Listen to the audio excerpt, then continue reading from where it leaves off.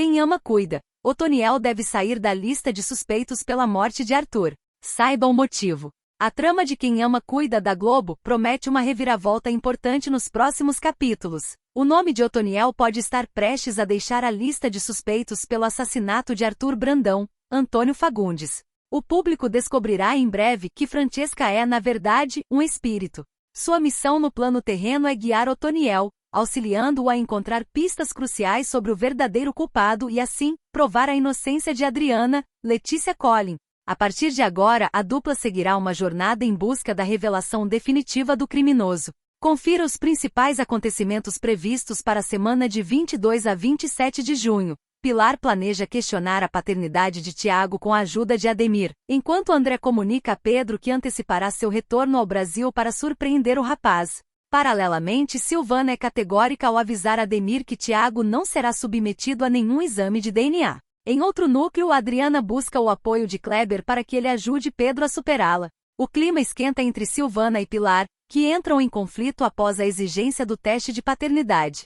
Enquanto isso, Otoniel discute a delicada situação de Adriana com Francesca. A tensão aumenta quando Ademir recebe uma intimação para explicar depósitos feitos na conta de Tom e se recusa a dar qualquer satisfação a Pedro. Mais seguro de sua estratégia, Silvana garante a Tiago que um advogado assegurou que ele não é obrigado a realizar o exame. Já Otoniel, ao descobrir que Tom aceitou um suborno de Ademir para testemunhar contra sua neta, confronta o rapaz. No âmbito das investigações, Brigitte confessa a Edivaldo que não acredita na culpa de Adriana pela morte de Arthur. Por fim, a relação entre patroa e funcionária fica abalada. Pilar perde a paciência com Rosa, irritada pela resistência da empregada em fornecer informações sobre a família de Adriana. É impressionante como a teledramaturgia brasileira, especialmente no horário nobre da Globo, consegue sempre nos fisgar por meio de tramas que misturam o cotidiano com o inusitado. E essa reviravolta em Quem Ama Cuida é o exemplo perfeito de como a nossa ficção gosta de brincar com a nossa percepção da realidade.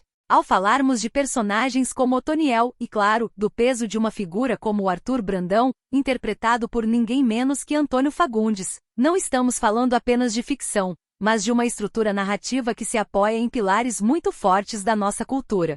Antônio Fagundes, por exemplo, é um ator cuja trajetória se confunde com a própria história da televisão no Brasil. Nascido no Rio de Janeiro e criado em São Paulo, Fagundes é um daqueles artistas que não precisam de introdução. Desde o início dos anos 70, quando começou a brilhar intensamente, ele se tornou o rosto da autoridade, do romantismo e da complexidade humana na tela. Pense em papéis icônicos como Bruno Mezenga de O Rei do Gado ou o protagonista de Vale Tudo, onde ele sempre trouxe uma carga dramática que elevava o nível de qualquer produção. Ver o personagem dele, Arthur, ser o pivô central de um mistério que movimenta todo o elenco mostra como a presença de um ator desse calibre dita o ritmo da trama mesmo quando o personagem já não está fisicamente presente. Ele carrega uma aura que faz com que mesmo após a morte do personagem, o público continue sentindo que a história gira em torno de suas ações passadas. E aí entramos no caso de Letícia Collin, que dá vida a Adriana. A Letícia é um fenômeno de versatilidade. Ela começou ainda criança, apresentando programas infantis, e teve a rara capacidade de realizar a transição para papéis adultos sem perder a essência ou ficar marcada apenas por um tipo de personagem. Ela já viveu de tudo, da mocinha sofredora à vilã psicopata, passando por figuras complexas e multifacetadas, como em Todas as Flores, onde ela provou definitivamente ser um dos maiores nomes de sua geração. Quando vemos a Adriana sendo colocada nesse papel de suspeita, sob uma pressão narrativa tão grande, não é difícil para o espectador torcer por ela, justamente pelo histórico da atriz, que sempre consegue imprimir uma verdade absoluta em tudo o que faz. A Letícia tem essa característica de ser magnética, de prender a atenção com um olhar, e é esse talento que sustenta o drama enquanto o público descobre elementos fantásticos, como essa revelação de que a Francesca é, na verdade, um espírito. Essa guinada para o sobrenatural dentro de uma trama de mistério e investigação é algo que a Globo sempre explorou com sucesso, mas que exige um cuidado imenso para não perder a mão. A ideia de um guia espiritual auxiliando um personagem na busca pela justiça cria um novo horizonte para a trama do Otoniel. A gente precisa lembrar que o Otoniel não está apenas tentando limpar o próprio nome ou o de Adriana. Ele está sendo conduzido por uma força que, em termos de roteiro, serve como a voz da consciência da trama. E essa correlação com o passado é fascinante, porque se olharmos para as novelas de sucesso das últimas décadas, sempre tivemos esse elemento da justiça que tarda, mas não falha, mediada por personagens que por algum motivo têm uma conexão especial com o além ou com segredos guardados a sete chaves. Eu, particularmente, acho que a televisão brasileira atravessa um momento muito interessante quando opta por esse tipo de narrativa. A gente está saindo daquele modelo de novela puramente realista e voltando a abraçar o folhetim clássico, onde vale tudo, inclusive a intervenção do plano espiritual para resolver pendências terrenas. Isso mostra que o público quer ser surpreendido, mas quer manter a conexão emocional com os personagens. Quando a Silvana, por exemplo, entra nesse embate sobre o teste de DNA do Tiago, ela personifica aquele conflito familiar que todo mundo conhece, a disputa por poder, a proteção de segredos que podem destruir famílias. E é aí que a gente percebe o brilho do elenco de apoio. A tensão entre ela e a Pilar, interpretada com aquela imponência que a gente já conhece e respeita, traz o conflito para o chão da sala, para a mesa de jantar, para o dia a dia. É o contraponto perfeito para o mistério sobrenatural que envolve o Otoniel. É curioso notar como a dinâmica de patroa e funcionária, representada aqui pelo atrito entre Pilar e Rosa, ainda é um motor de conflito tão potente. Por mais que a sociedade mude, a relação de poder dentro do núcleo doméstico continua sendo um espelho das desigualdades e das tensões de classe que a nossa dramaturgia sabe explorar como ninguém. A Pilar, ao exigir informações, e a Rosa, ao resistir, criam uma camada de suspense que, embora pareça menor perto de um assassinato, é o que mantém a engrenagem da novela funcionando no dia a dia. A gente não pode ignorar que o sucesso de Quem Ama Cuida está justamente nessa mistura de grandes mistérios com pequenas mesquinharias humanas. Na minha visão, o grande trunfo dessa fase da trama não é apenas a inocência da Adriana ou a revelação sobre a Francesca, mas a forma como a autora está conseguindo costurar todos esses fios. O público gosta de sentir que é inteligente, gosta de montar o quebra-cabeça junto com o Otoniel. Quando o personagem confronta o Tom por causa do suborno do Ademir, a gente sente uma satisfação, uma catarse.